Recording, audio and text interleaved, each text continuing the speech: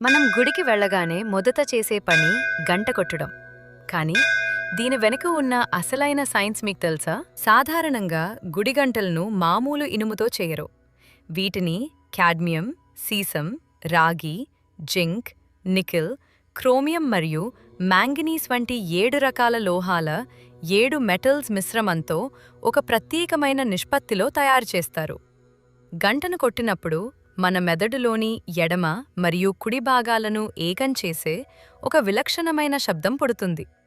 ఈ శబ్దం కనీసం 7 సెకన్ల పాటు ప్రతిధ్వనిస్తూ మన శరీరంలోని 7 హీలింగ్ సెంటర్లను లేదా చక్రాలను యాక్టివేట్ చేస్తుంది. ఈ వైబ్రేషన్ ప్రభావంతో మన మనస్సులోని అనవసరమైన ఆలోచనలు తొలగిపోయి ఏకాగ్రత అద్భుతంగా పెరుగుతుంది. అందుకే గుడిలో గంట కొట్టడం అనేది కేవలం ఒక సంప్రదాయం మాత్రమే కాదు, అది ఒక అద్భుతమైన సైన్స్.